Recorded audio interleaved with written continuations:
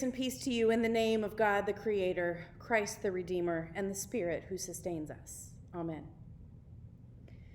Last weekend, we went to the Pierce family reunion in Omaha.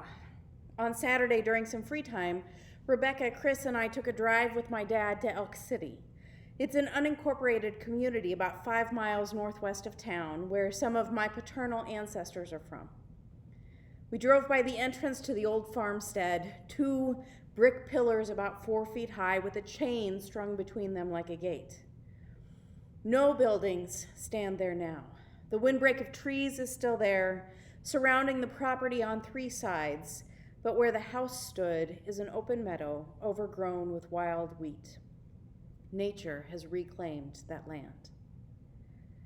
Our entire drive was almost 2 hours as we drove through the town where my maternal grandpa's first church was and into Blair, so that Rebecca and Chris could see the campus where I and my parents and many of my aunts and uncles and even my grandparents in their generation and my great-grandfather and his generation went to college. On our drive, we saw lots of stands of trees planted as windbreaks 3 rows deep to prevent homesteads and farms from the worst storm damage. We saw fields that were growing corn and milo and soybeans, and a couple of fields that were lying fallow. We saw terraced fields and talked about how farming practices and care for the land has changed as science has advanced. We talked about how farming is a year-to-year livelihood, and how a good year can allow farmers to pay their debts and maybe even invest in new equipment or increase their holdings, but in a bad year, the only income they might see is what the crop insurance pays when they're unable to harvest anything. As we drove and talked about farming and about my ancestors and their stories, I found myself thinking about generational knowledge and generational wisdom. Some generations in my family, and probably in your families, have made wise decisions in their lives that have left ripples of progress and care for each other and for the land in their wake. And other generations in my family, and maybe in your families, have made foolish decisions in their lives that have caused harm to themselves, to their children, and to the land. We all hope to make wise decisions, to act wisely for the benefit of our loved ones and those who will come after us, to care for the creation that has been entrusted to us. But how do we know what wisdom to trust? How do we know who is leading us in the right direction? This week we have 3 texts that encourage us to explore these questions, to consider where we place our trust, where our source of wisdom comes from. Our texts from Jeremiah and Psalm 19 both encourage us to think of wisdom as a tree. Now, the Bible starts and ends with the tree of life. It is found in the center of the Garden of Eden, and Revelation ends with it as well. Jewish writings from the few first centuries of the Common Era say that the tree of life is so large it would take 500 years to climb. Picture a tree that would take 500 years to climb. How tall would it be? How broad would it be to support that height? The same writings also say that this tree drinks from the river of life and that it is so large that all the nations of the world are healed in its shade. Imagine how wise we would be if all the nations of the world were healed. There would be no more war, no more violence, no more poverty or hatred. But we are not all wise. The 2 verses we have from Jeremiah are the second half of a 4-verse section in which the writer talks about wisdom. In verses 5 and 6, the writer says that people who trust in wisdom are like stunted plants in the desert. They bear no fruit and are withering away. We go astray when we trust in human wisdom, which is no wisdom at all. That is the path that leads to greed, to an accumulation of resources beyond what we need, to the destruction of the environment. The Amish have a saying, to desire to be rich is to desire to have more than what we need to be content. The desire for contentment leads us to practice sustainability, not greed. It leads us to care about and strive for the contentment of others, not to disregard their needs. Greed, the desire to accumulate wealth beyond what we need, leads to wars and famine. It leads to centering more and bigger parcels of land into the hands of a few, which leaves many people, especially in rural areas, eking out a living on a small parcel of land, using it until the soil has no more nutrients to give and the people move on to a new patch of land. No one chooses to live like this. Given the option, subsistence farmers would choose to have enough, would choose contentment, would choose a parcel of land that is a little richer, a little better able to support a family, would choose to work the land in such a way that it sustains itself and the family who cares for that land for generations. But greed and war prevent this. And so when we look to the wisdom of the leaders of the world who govern through greed and fear, we are the stunted plants in the desert. But when we look to Jesus for wisdom, we are transplanted by the river. We sink our roots deep into the water, and we are unafraid of the elements that threaten us. Trusting in God leads us to be happy, healthy, and well-rooted in our faith. And when we are happy, healthy, and well-rooted in our faith, we are content.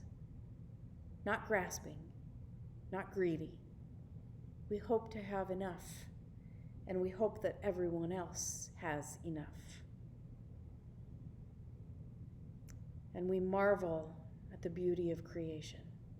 Much like my family enjoyed our drive surrounded by crops and trees and driving over the Elkhorn River, taking in the blue sky and the green foliage, when we are content, we surround ourselves with the beauty of nature, whatever that means to us. Psalm 19 has 3 parts in it. We read the first part this morning. Although creation doesn't speak, it tells us the story of God's creative activity. We see the sun traveling its allotted path each day, and each night the stars and the moon reveal God's glory to us. Each day and each night, we have a chance to be reminded of the creation story. The second part of the psalm talks about God's law, which the psalmist writes is perfect and refreshes our souls. We can trust in the decisions that God makes, in the teachings that Jesus gives us. And the third part reminds us that we have been put here in service to God, alongside God's creation. If we remember what God has asked us to do, and if we follow God's wisdom, the words of our mouths and the thoughts of our hearts will be pleasing to God, our rock and our Redeemer. The psalm is a reminder to us that nature is not secondary. First, God created the world. Then, God created the law to guide us and to give us wisdom. We stray away from that in our culture, which focuses on instant gratification and consumerism, disposable this and convenient that, so that we can have what we want when we want it. We can even throw our disposable plates and cutlery in the trash to save ourselves the hassle of having to do the dishes. But when we do that, we are indifferent to the damage that we are causing to creation, the way we are not making decisions that are in the best interests of our children and our children's children, the harm we are doing to their home and their futures. Because it's not just about what wisdom we trust. It's not just about who we believe, the leaders who rule from a place of greed and fear-mongering, or from a place of trying to delude us into believing it's not really as bad as all that. Or God, who rules and leads from a place of justice and care for all of creation, for all of time, not just us, not just our children and their children, but 1,000 generations ago and 1,000 generations from now. It's also about our actions. What we do is at least as important as who we trust. We can trust in God all day long, and we do. But unless we are also doing what Jesus tells us to do, our trust will not change anything. That's the point of the parable from Matthew, which comes at the very end of the Sermon on the Mount. Jesus has just spent 3 chapters talking to the gathered crowds about standards of behavior, giving them the Beatitudes to live by, and explaining the importance of living side by side in harmony and resolving disagreements peacefully. He has taught them how to pray and explain the importance of forgiveness. And at the end, he offers them this parable about 2 people who build houses during the dry season. One of whom builds in the convenient place, the place where it's easy to get the materials and equipments to, and the other one of whom takes the more difficult road, choosing a harder spot to get to, and going the extra mile to get the materials and equipment to that spot. There's nothing in this parable that indicates that one is a better builder than the other. Nothing that indicates that one uses inferior materials or plans. Both of them are doing just fine in the present.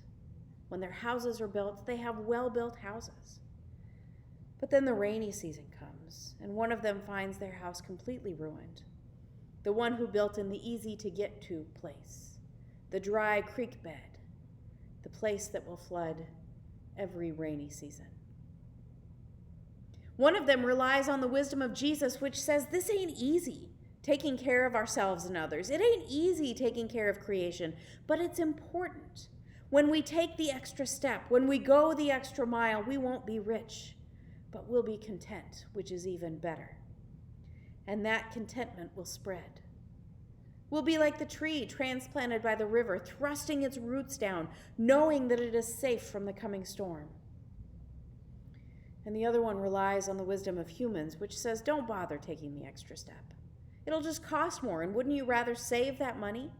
After all, it's all about today. Don't worry about tomorrow. You can cross that bridge when you come to it.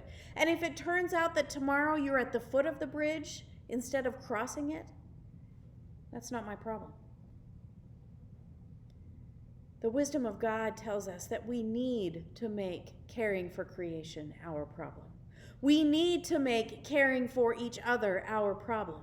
We have made a good start here, deciding not to use plastic cutlery or communion cups, deciding it's worth the hassle to do the dishes every Sunday, every time we have a meal together. We've made a good start by being good stewards of our property, planning for the maintenance and upkeep of our trees, and looking to continue to improve the grove of trees by South Street once the land has dried out. We have made a good start by caring for our neighbors who are hungry or in need of school supplies, to help people break out of poverty by supporting their nutrition and education. I believe that we have chosen the hard way. We have chosen to walk the extra mile, to build our house on the solid rock. Every day we make that choice, and I believe that every day we will continue to make that choice.